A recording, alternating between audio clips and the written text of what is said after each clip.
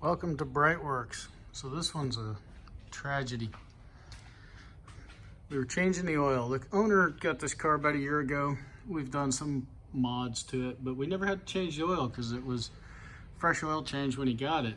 So while we were in here changing the filter and cleaning everything up, I noticed this, right?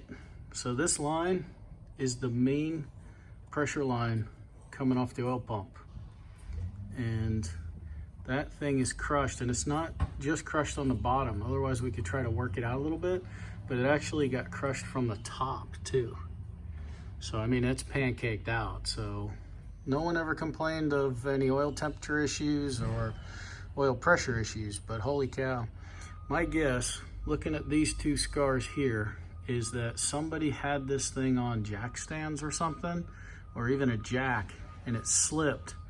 And when it slipped, it caught this line and pinched it between this brace and the jack stand or the jack. But you can tell from the corrosion, it's been like that for quite some time. But yeah, this is the main line that runs all the way over, comes down here, comes underneath the engine, goes back up and comes over here to the output of the oil pump. So poor little oil pump's working its butt off and it's got no way to move the oil. So my guess is these pressure relief valves have been working overtime. So we got to get the infamous nut off without any other issues. Looks like somebody might have already tried, because there's a little bit of a dent in that oil return tube.